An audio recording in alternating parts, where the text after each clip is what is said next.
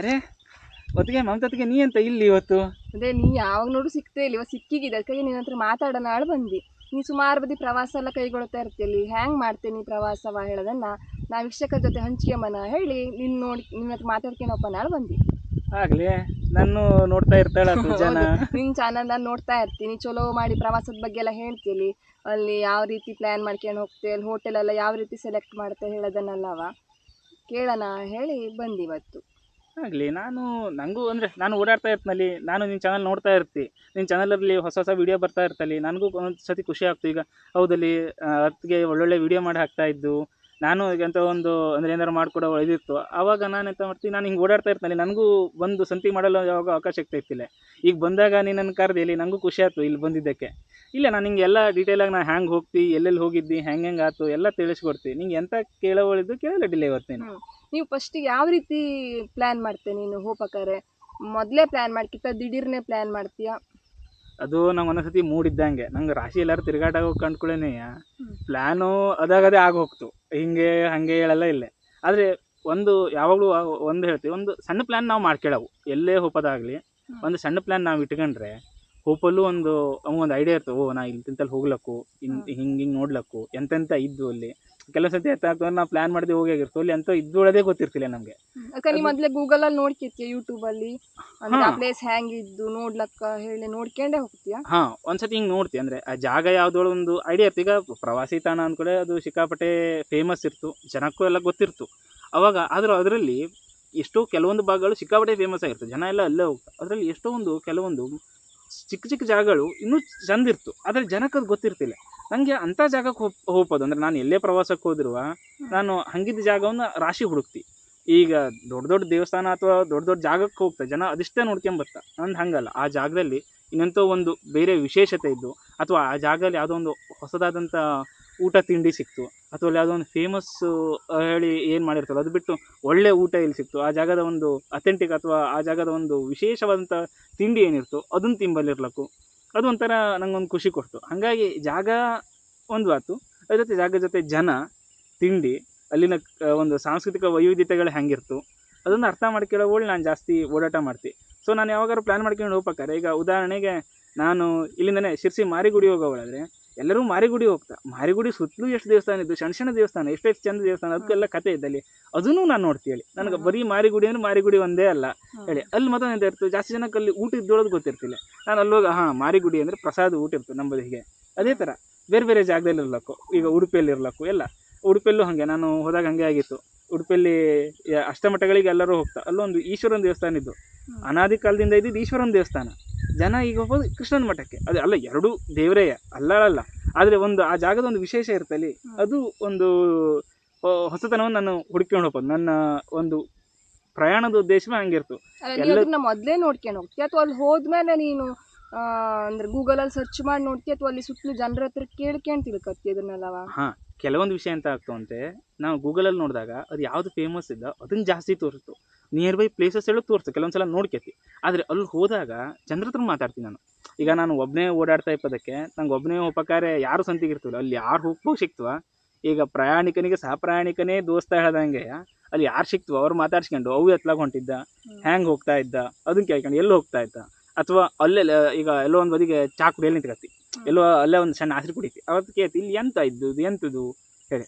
ಅವಾಗ ಅವು ಒಂದು ಹೇಳ್ತಾ, ಇಲ್ಲಿ ಅದೊಂದೇ ಅಲ್ಲ, ಅದ್ರ ಬಿಟ್ಟು ಇದು ಒಂದಿದ್ದು ನೀವು ನೋಡ್ಕೊಂಬರ್ಲಕ್ಕು ಬೇಕಾರೆ ಹೇಳ್ತಾ.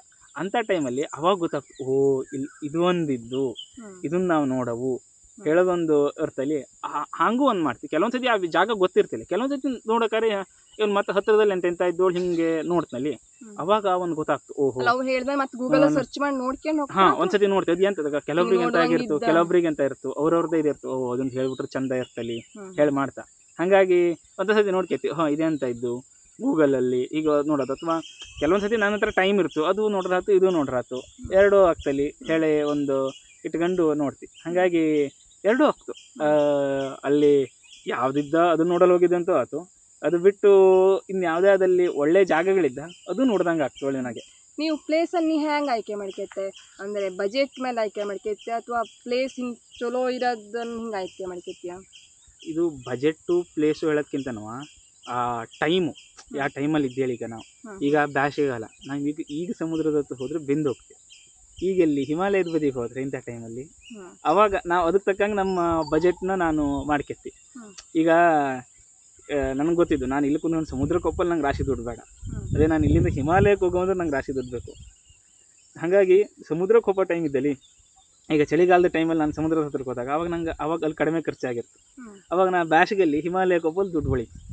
ಹೀಗೆ ದುಡ್ಡು ಹೇಳೋದು ನಾವು ಯಾವ ರೀತಿ ಪ್ರಯಾಣ ಮಾಡ್ತೀವಿ ಹೇಳೋದ್ರ ಮೇಲೂ ಆಗ್ತು. ಈಗ ದುಡ್ಡಿಂದನೇ ಪ್ರಯಾಣ ಹೇಳೋದಲ್ಲ, ದುಡ್ಡು ಬೇಕೇ ಬೇಕು, ಇಲ್ಲೇ ಹೇಳ್ತೀನಿ. ಆದರೆ ನಿನಗೆ ನೋಡೋವಳು ಕುತೂಹಲ ಇದ್ದರೆ ಕಡಿಮೆ ದುಡ್ಡಲ್ಲೂ ನಾನು ಎಲ್ಲಿ ಬೇಕಾದ್ರೂ ಪ್ರಯಾಣ ಮಾಡ್ಕೊಂಬತ್ತಿ ಹೇಳೋದೊಂದು ಇದು ನನಗಿದ್ದು. ಯಾಕೆಂದರೆ ನಾನು ಶುರು ಮಾಡೋಕ್ಕಾರೆ ನನ್ನ ಹತ್ರಕ್ಕೂ ಅಂತ ದುಡ್ಡು ಇತ್ತಿಲ್ಲ. ನಾನು ಕಾಲೇಜಿಗೆ ಹೋಗ್ಬೇಕಾರಿಂದ ಶುರು ಮಾಡಿದ್ದು. ಆವಾಗ ನನ್ನ ಹತ್ರ ಎಷ್ಟು ತಿಂಗಳು ತುದಿಗೆ 1,000 1,500 ಉಳಿತಿತ್ತು ಹೆಚ್ಚು ಅಂದರೆ, ಉಳಿಸಿದ್ರೆ ಅದು ಸಂಜೆ ಕಡೆಗೆ ಆಸರಿಗೆ ಚಹಾ ಕುಡಿದ್ಮೇಲೆ ಹೇಳಾದರೆ ಹಂಗೆ ಮಾಡ್ಕೊಂಡು ಶುರು ಮಾಡಿದ್ದಾಗಿದ್ದಕ್ಕೆ ಹೋಗ್ಬೇಕಾದ್ರೆ ನನಗೆ ಫಸ್ಟು ಕಾಣ್ತಿತ್ತು ಇಲ್ಲಿ ಹೋದಿಗೆ ನಾನು ಎಷ್ಟು ದಿವಸ ಉಳಿಲಕ್ಕು ಇಲ್ಲಿ ಹೇಳಿ. ಈಗ ನಾನು ಫಸ್ಟು ಧಾರವಾಡದಲ್ಲಿ ಕಾಲೇಜಿಗೆ ಹೋಗ್ಬೇಕಾರೆ ಅಲ್ಲಿಂದ ಬಾದಾಮಿ ಒಳ್ಳೆ ಪಟ್ಟದಕಲ್ಲು ಅಲ್ಲಿಂದ ಶುರುವಾತು ನಂದು. ಒಬ್ಬನೇ ಓಡಾಡೋದು. ಮೊದಲು ಹೈಸ್ಕೂಲಿಗೆ ಹೋಗ್ಬೇಕಾರೆಲ್ಲ ಓಡಾಡೋದು ಕುತೂಹಲ ಇತ್ತು, ಓಡಾಡೋವು ನೋಡೋವು ಹೇಳೋದು. ಆದರೆ ಹೋಪಲ್ಲೇ ಆವತ್ತು ಕಲಿಯೋ ಸಮಯದಲ್ಲಿ ಅದು ಆಗ್ತಿತ್ತಿಲ್ಲ. ಒಂದು ಸತಿ ನಾನು ಧಾರವಾಡದಿಂದ ಫಸ್ಟು ಬಾದಾಮಿ ಹೊಳೆ ಪಟ್ಟದಕಲ್ಲಿಗೆ ಹೋಗೋವು ಅಂದ್ಕೊಂಡು ಆ ಒಂದು ಇದನ್ನು ಶುರು ಮಾಡ್ತೀನಿ. ನಾನು ಅಲ್ಲಿ ಪ್ರಯಾಣವನ್ನು ಶುರು ಮಾಡಿದಾಗ ನನ್ನ ಹತ್ರಕ್ಕೆ ಅವಾಗ ನನ್ನ ಹತ್ರಕ್ಕೆ 2,000 ರೂಪಾಯಿ ಇದ್ದು. 2,000 ರೂಪಾಯಲ್ಲಿ ಆರಾಮಾಗಿ ಹೋಗಿ ಬರ್ಲಕ್ಕು ಬಾದಾಮಿ ಹೊಳೆ ಪಟ್ಟದಕಲ್ಲು. ಅವಾಗ ನನಗೆ ಈ ರೈಲಲ್ಲಿ ಓಡಾಡೋದು ನಂಗೆ ಅಷ್ಟು ಗೊತ್ತಿತ್ತಿಲ್ಲ. ಅಲ್ಲಿ ರೈಲು ಟೈಮಿಂಗ್ ಹೆಂಗಿದ್ವಿ ಅನ್ಸೋದು ನಂಗೆ ತಿಳಿತಿತ್ತಿಲ್ಲ. ಅವಾಗ ರೈಲಿಂದ ಇನ್ನೂ ಓಡಾಡಿದ್ನಿ. ಅದಕ್ಕೆ ನಮ್ಮಲ್ಲಿ ಸ್ವಾಭಾವಿಕ ರೈಲ್ ಇಲ್ಲ, ನಮಗೆ ಏನಿತ್ತು ಬಸ್ ಓಡಾಟ. ಅಲ್ಲಿಂದ ಧಾರವಾಡದಿಂದ ಡೈರೆಕ್ಟ್ ಬಸ್ ಬಾದಾಮಿ ಹೋಗೋದಿತ್ತು. ಬೆಳಗ್ಗೆ ಮುಂಚೆ 5:30 ಇತ್ತು, 5:30 6 ಗಂಟೆಗಿತ್ತು. ಹತ್ತಿ ಫಸ್ಟು ಬಾದಾಮಿ ಹೋಗೋದಕ್ಕೆ ಮಧ್ಯಾಹ್ನ 11 ಗಂಟೆ. ಫಸ್ಟು ಆ ಬಿಸಿಲಲ್ಲಿ ಬಾದಾಮಿಗೆ ಹೋಗಿ ಸುಡ್ತಾ ಇದ್ದಿ. ಮಧ್ಯಾಹ್ನ ಹೇಳತಕ್ಕವ ಎಂಥಕ್ಕಾರು ಬಂದು ನಾವು ಒಬ್ಬನೇ ಬೇರೆ ಬಂದ್ಕಂಜಿ ಮಾತಾಡಲ್ಲಿ ಯಾರೂ ಇಲ್ಲೇ ಹ್ಯಾಂಗೆ ಹೋಗಕತ್ತಾನೆ, ಇಲ್ಲಿ ಮುಂದೆ ಹ್ಯಾಂಗೆ ಹೋಗವ ನಾ ಎಂಥದೂ ಇಲ್ಲ ಹೇಳಿ. ಹಾಗೆ ಹೋಗ್ತಾ ಇರ್ಬೇಕಾರೆ ಅಲ್ಲೊಬ್ಬರು ಸಹ ಪ್ರಯಾಣಿಕರು ಸಿಕ್ಕಿದ ನನಗೆ. ಅವು ಒಬ್ಬರೇ ಬಂದವು. ಅವು ಕಾರ್ ಮಾಡ್ಕೊಂಬಂದಿದ್ದ. ಅವು ಒಬ್ಬರೇ ಬಂದ್ವಲ್ಲಿ. ಆವಾಗ ಮಾತಾಡ್ಕೊಂಡು ಬಾದಾಮಿ ಐಹೊಳೆ ಪಟ್ಟದಕಲ್ಲು 3 ಅವರ್ ಸಂತಿಗೆ ನಂಗೆ ಅಲ್ಲಿ ಓಡಾಡಲು ಖರ್ಚು ಬೀಳುತ್ತು. ನಾನು ಹೋಟ್ಲಿಗೆ ನಾನು ಸಣ್ಣ ಒಂದು ಹೋಟ್ಲ್ ತಗೊಂಡಿದ್ದೆ ರೂಮು. ಅಲ್ಲಿ 250 ರೂಪಾಯಿಗೆ ಸಿಕ್ಕಿತ್ತು ನನಗೆ. ಒಂದು ರಾತ್ರಿ ಅಲ್ಲಿ ಕಳೆದಿ. ಅಲ್ಲಿ ಓಡಾಡಿದ್ದಕ್ಕೆ ನಂಗೆ ಅದಿಷ್ಟು ದುಡ್ಡು ಬೀಳುತ್ತು. ಓಡಾಡೋದೆಲ್ಲ ಖರ್ಚೆಲ್ಲ ಬೀಳುತ್ತು. ಊಟ ಹಸಿರಿಗೆಲ್ಲ ಸಂತಿಗೆ ಆಗೋತ್ತು. ಉಳಿದಿದ್ದ ದುಡ್ಡಲ್ಲಿ ನಾನು ಶೇಂತ ಮಾಡಿದೆ. ಅವ್ರು ಬೆಳಗಾವಿ ಹೋಗೋವಾಗಿದ್ದವು. ಅವ್ರ ಸಂತೆ ನಾನು ಬಿಜಾಪುರಕ್ಕೆ ಹೋಗೋ ಕ್ರಾಸಲ್ಲಿ ಇಟ್ಕೊಂಡು 10 ದಿವಸ ಬಿಜಾಪುರಕ್ಕೆ ನೋಡಿದೆ. ನನ್ನ ಪ್ಲ್ಯಾನಲ್ಲಿ ಇತ್ತಿಲ್ಲ ಬಿಜಾಪುರ ಹೋಗೋವಳಿ. ಈಗ ಉಳಿತಲ್ಲಿ ದುಡ್ಡು. ಆ ದುಡ್ಡಲ್ಲಿ ಬಿಜಾಪುರಕ್ಕೆ ಹೋಗಿ ಮತ್ತೊಂದು ದಿವಸ ಬಿಜಾಪುರ ಓಡಾಡ್ಕೊಂಡು ಮರುದಿವಸ ವಾಪಸ್ ಬಂದು ಹಿಂಗೊಂದು ಅನುಭವ ಆಯ್ತು ನಂಗೊಂದು. ಆವಾಗ ಫಸ್ಟ್ ಹೋದಾಗ ಫಸ್ಟಿಗೆ ಹಿಂಗೆ ಆಗ್ತಿತ್ತು. ಕಡೆಗೆ ಅಭ್ಯಾಸ ಆತಲ್ಲಿ. ಇದು ಹೀಗೆ. ಅವಾಗ ನನಗೆ ಒಂದು ಗೊತ್ತಾಯ್ತು, ನಾನು ಓಡಾಡೋಕ್ಕಾರೆ ಮಾತಾಡದೆ ಗುಮ್ಮನಂಗೆ ಹೋದರೆ ಎಲ್ಲೂ ಹೋಗಿದ್ದು ನೋಡಿದ್ದು ಎಂಥದ್ದು ಕಾಣ್ತೀನಿ. ಯಾರು ಸಿಕ್ತು ಅವ್ರ ಹತ್ರ ಮಾತಾಡ್ಕೊಂಡು ಹೋಗ್ಬೋದು. ಎಂಥದೋಳು ಅವಾಗ ಗೊತ್ತಾಗ್ತು ಅಲ್ಲಿ ಜನ ಹೆಂಗೆ, ಜಾಗ ಹೆಂಗೆ, ಮತ್ತೊಂದಿಷ್ಟು ಜನರ ಪರಿಚಯ ಆಗ್ತು, ಒಂದಿಷ್ಟು ಅನುಭವ ಆಗ್ತು ಹೊಸದಾಗಿ. ಎಂತಕ್ಕೆಂದ್ರೆ ಅವು 4 ಬದಿಗೆ ಓಡಾಡಿರ್ತಾವೆ, 4 ಜಾಗ ನೋಡಿರ್ತಾವೆ. ಅವು ಒಂದು 4 ಜಾಗ ಆಯ್ತು ಇಂಥಲ್ಲಿ ಹೋಗ್ಲಕ್ಕು. ಅವು ಒಂದು ಪ್ಲ್ಯಾನ್ ಮಾಡ್ಕೊಂಬಂದಿರ್ತಾವೆ. ನಮ್ದು ಇಲ್ದಾಗಿದ್ದ ಪ್ಲ್ಯಾನು ಅವರಲ್ಲೂ ಬರ್ಲಕ್ಕು. ಹಿಂಗೆ ಆಯ್ತು. ನಂಗೆ ಡೆಲ್ಲಿಯಲ್ಲೂ ಆಯ್ತು. ನಾನು ಡೆಲ್ಲಿಯಲ್ಲಿ ಹೋದಾಗ ನನಗೆ ಪೋಲೆಂಡ್ ನಾವು ಸಿಕ್ಕಿದ್ದ. ಅವು ಡೆಲ್ಲಿ ನೋಡೋಗಳಿಂದ ಅವು ಗೊತ್ತಿದ್ದಂತು. ಡೆಲ್ಲಿಯಲ್ಲಿ ಕೆಂಪು ಕೋಟೆ ಇದಿಷ್ಟು ಅಂದರೆ ತಾಜ್ ಮಹಲ್ ಆಗ್ರಾದಲ್ಲಿ ಆಯ್ತು. ಕೆಂಪು ಕೋಟೆ ಒಂದು ಇತ್ತು ಅವ್ರದ್ದು ಇದರಲ್ಲಿ. ಕಡೆಗೆ ಅಲ್ಲಿ ಈ ನಮ್ಮ ಪಾರ್ಲಿಮೆಂಟ್ ಹೌಸ್ ಎಲ್ಲ ಇದ್ದಲ್ಲಿ ಸಂಸತ್ತಲ್ಲ ಅದನ್ನೆಲ್ಲ ನೋಡ್ಕೊಂಬರೋರು ಬಂದಿದ್ದ. ಓಕೆ, ಕುತುಬ್ ಮಿನಾರ್ ಇದ್ದಿದ್ದೇ ಗೊತ್ತಿಲ್ಲ ಡೆಲ್ಲಿಯಲ್ಲಿ. ನಾನು ಕುತುಬ್ ಮಿನಾರ್ ಗೊತ್ತಿಲ್ಲ ಡೆಲ್ಲಿಯಲ್ಲಿ ಇದ್ದಿದ್ದು ಹೇಳಿ. ನಾನು ಅವ್ರ ಸಂತಿಗೆ ಅವ್ರನ್ನೂ ಕರ್ಕೊಂಡು ಎಲ್ಲ 3 ಜನ ಕುತುಬ್ ಮಿನಾರಿಗೆ ಹೋದೆ. ಅವಕ್ಕೂ ಇಷ್ಟು ಚಂದ ಇದ್ದಲ್ಲಿ ಕುತುಬ್ ಮಿನಾರು ಇದನ್ನು ಬಿಟ್ಟಿಗೆ ಹೋಗ್ತಿದ್ವಿಲ್ಲ. ನಂಗೆ ಅವು ಅಲ್ಲಿಂದ ಬಂದವು, ಪೋಲೆಂಡ್ನಿಂದ ಇಲ್ಲಿಗೆ ನೋಡಲು ಬಂದವು. ಈಗ ನಮ್ಗೆ ಹತ್ತಿರದವಕ್ಕೆ ಒಂದೊಂದು ಬಿಟ್ಟು ಅಂದ್ರೆ ಮತ್ತೊಂದು ಸತಿ ಎಲ್ಲೋ ಹೋದಾಗ ನೋಡ್ಲಕ್ಕು.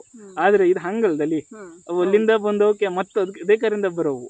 ಅವಾಗ ಅವಕ್ಕೂ ಆಶ್ಚರ್ಯ ಆಯ್ತು. ಹಿಂಗೆ ಒಂದೊಂದ್ಸತಿ ಅವು ಹೇಳ್ತಾವ ಮಾತಾಡೋದ್ರಿಂದ ಅಲ್ಲಿ ಅಂತ ಅನ್ಕೋತಾವ. ಒಂದೊಂದ್ಸತಿ ಆ ಡೆಲ್ಲಿಲೆಲ್ಲ ಒಂದು ಸ್ವಲ್ಪ ಜನ ಇರ್ತಾವೆ. ಆದರೆ ಟೂರಿಸ್ಟ್ ಕಂಡ್ಕೊಳ್ಳಿ ಸ್ವಲ್ಪ ಜನ ನಮ್ಮನ್ನು ಸುತ್ತಲೂ ಹೊರ್ಕೊಂಡು ಹಿಂಗೆ ಮಾಡೋಣ ಹಂಗೆ ಮಾಡೋಣ. ಇವರು ಟೂರಿಸ್ಟ್ ಹತ್ರ ಏನೋ ಒಂದು ಸ್ವಲ್ಪ ಸಣ್ಣ ಪುಟ್ಟ ಇರ್ತಲ್ಲಿ ಹೋದಲ್ಲಿ ಅದು ಇಪ್ಪದಕ್ಕೆ ಅವು ಒಂದು ಸ್ವಲ್ಪ ಹಂಗೆ ಹೆದರ್ಕೊಂಡಿದ್ದೆ ನಾ ಮಾತಾಡ್ಸೋತಕ್ಕವ. ನಾನು ಒಬ್ಬನೇ ಬಂದ ಕಡೆ ನಾನು ಯಾರು ಎಂಥದ್ದು ಎಲ್ಲ ಹೇಳಾದ್ಮೇಲೆ ಹೌದಾ ಹಂಗಾರೆ ನಂಗನು ಹಿಂಗೆ ಓಡಾಡ್ತಾ ಇದೆಯಾ ಅಂದ. ಅವು ಎಲ್ಲ ಇವತ್ತಿಗೂ ಅಂತ ಅಂದರೆ ಹಂಗೆ ಸುಮಾರು ಕಾಂಟ್ಯಾಕ್ಟ್ ಆದವು. ನಂಗೆ ರಾಶಿ ಜನ ಇದೆ, ಬೇರೆ ಬೇರೆ ದೇಶದವು, ಬೇರೆ ಬೇರೆ ರಾಜ್ಯದವು ಎಲ್ಲ ಬೇರೆ ಬೇರೆ ಓಡಾಡೋಕ್ಕಾರೆ ಸಿಕ್ತವಲ್ಲಿ. ಅದೊಂದು ಅನುಭವ ಆಗ್ತವೆ. ಅವ್ರು ಹೇಳ್ತಾರೆ ಈಗ ನಾನು ನೋಡ್ತಾ ಇರ್ತೀನಿ ಇಲ್ಲಿ ಬಸ್ಸಲ್ಲೆಲ್ಲ ಹೆಂಗೆ ಓಡಾಡ್ತಾ ಇರ್ತೀವಿ, ನಂಗಳಲ್ಲಿ ಹಿಂಗಿದ್ದು ಬಸ್ಸಿನ ವ್ಯವಸ್ಥೆ ಅಥವಾ ನಂಗಳಲ್ಲಿ ಹೆಂಗೆ ಹೋಗ್ತೀಯಾ, ಅದು ಒಂದು ಆ ದೇಶದ ಕಲ್ಪನೆಯೂ ನಮ್ಗೆ ಸಿಕ್ತವಳು ಓಡಾಡೋಕ್ಕಾರೆ. ಅವಾಗ ಇಂಥದ್ದೆಂತ ಒಂದು ಅಲ್ಲೂ ಒಂದಿದ್ದು ನಾವು ಯಾವಾಗೋ ಒಂದು ಹೋಗಿ ನೋಡ್ಲಕ್ಕು ಈ ಥರ ಒಂದು ಅನುಭವ ಹಿಂಗೆ ಹಂಗಾಗಿ ನಾನು ಓಡಾಡೋದಕ್ಕಲ್ಲಿ ಮಾತಾಡಿಸ್ತಿ ಅವಾಗ ಅಂದಲ್ಲಿ ಈಗ ನೀವು ಹೇಳ್ದಂಗೆ ಬಜೆಟ್ ಹೇಳ್ದಂಗೆ ಅಂದಲ್ಲಿ ದುಡ್ಡು ಬೇಕೇ ಬೇಕು ಇಲ್ಲೇ ಹೇಳ್ತೀನಿ. ಇನ್ನೊಂದು ಉದಾಹರಣೆ ಅಂತಂದ್ರೆ ನಾನು ಮುಂಬೈಗೆ ಹೋದಾಗ ಹಂಗೆ 9ನೇ ಕ್ಲಾಸ್ ಮಾಡಿ ಅವ್ನು ಗುಲ್ಬರ್ಗದಿಂದ ಅವನ ಹತ್ರ ಬರೀ ಒಂದು 500-600 ರೂಪಾಯಿ ಇದ್ದ ಇಲ್ಲ. ಅವನು ಗುಲ್ಬರ್ಗದಿಂದ ನವೆಂಬರ್ 1ಕ್ಕೆ ಮುಂಬೈ ನೋಡೋವ ಮಧ್ಯಾಹ್ನ 10 ಮುಂಬೈಗೆ ಬಂದ. ಮುಂಬೈ ನೋಡ್ಕೊಂಡು ಸಂಜೆ ವಾಪಸ್ ಮುಂಬೈಯಿಂದ ಗುಲ್ಬರ್ಗಕ್ಕೆ ಹೋಗ್ಬೇಕು. ಬೆಳಗ್ಗೆ ನಾವು 4 ಗಂಟೆಗೆ ರೈಲ್ ಹತ್ತಿದ್ನಾಡ 11ವರೆಗೆ ಬಂದಾಡ.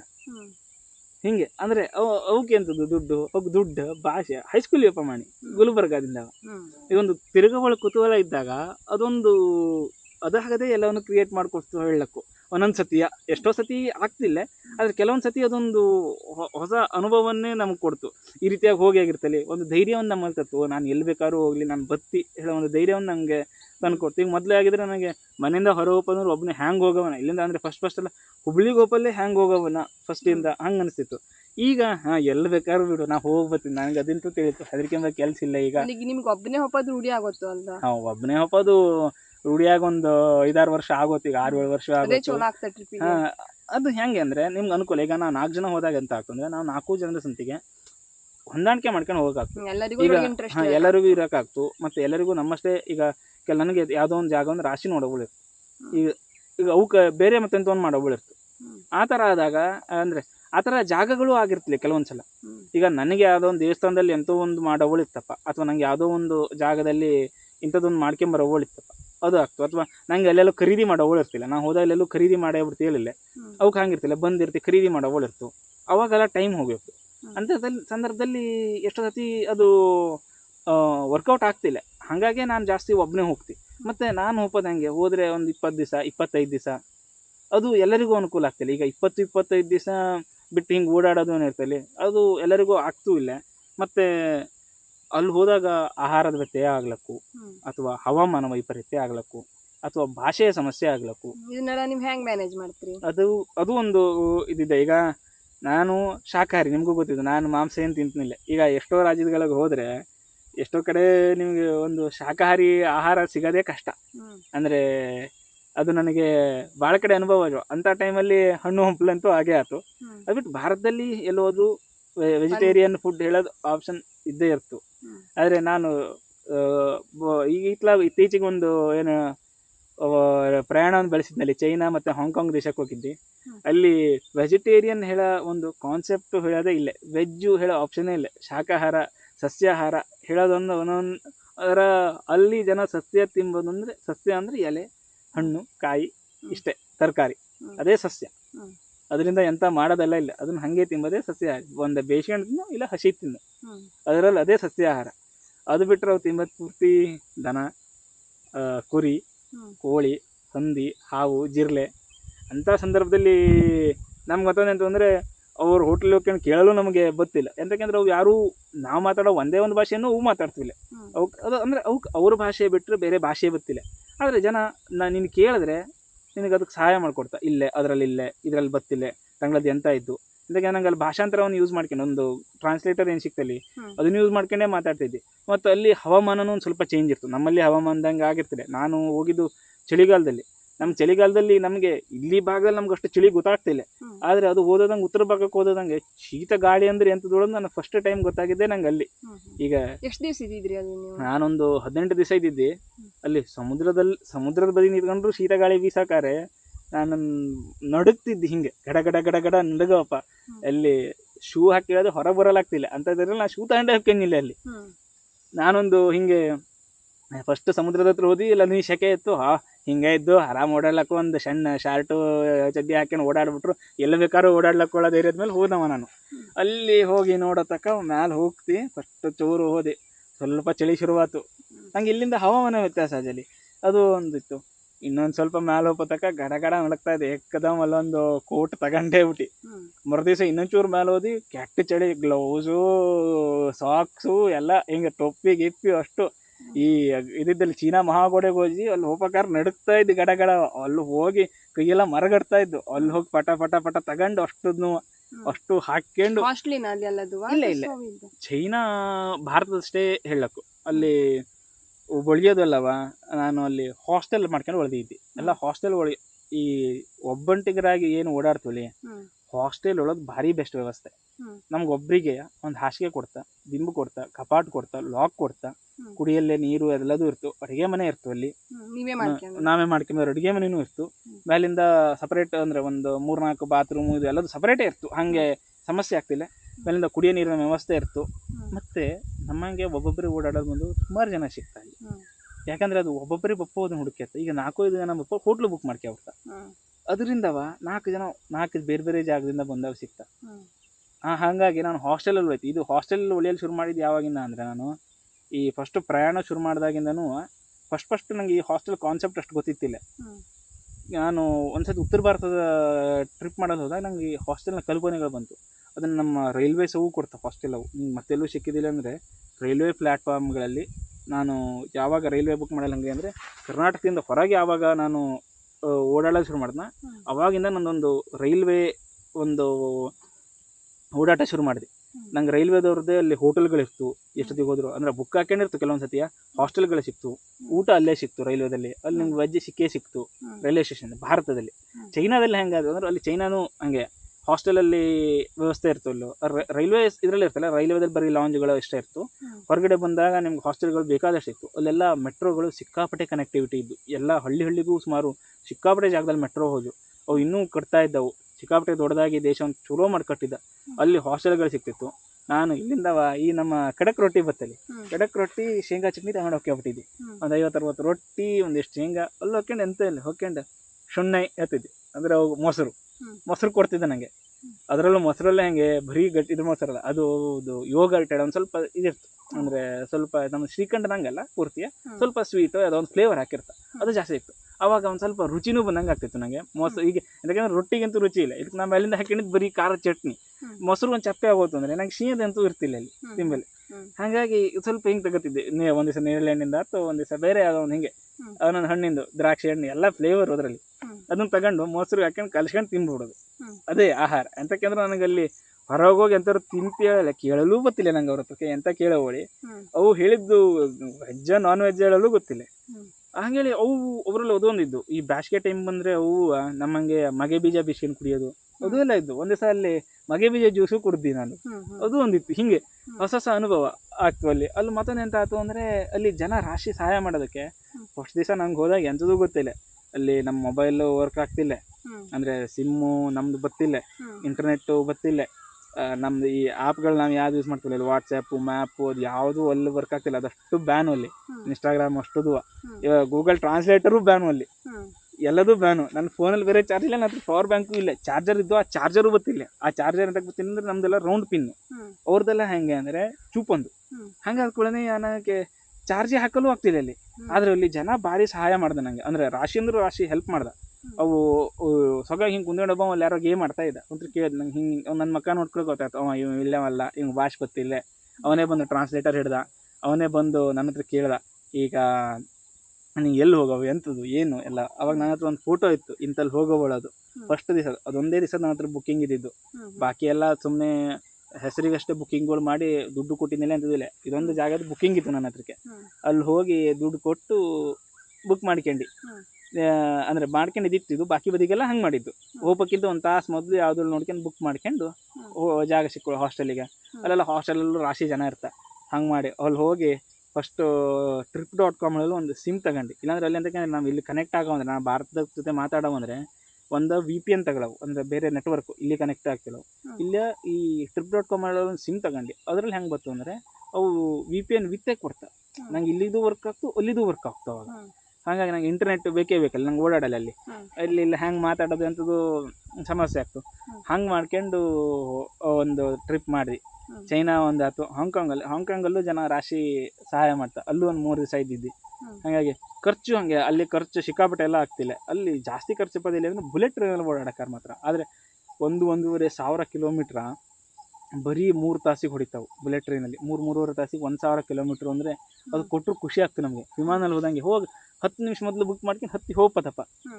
ಹಿಂಗೆ ಹೊಸ ಅನುಭವ. ಇನ್ನು ಭಾರತದಲ್ಲೂ ಗೊತ್ತಾಯ್ತು ಅದು.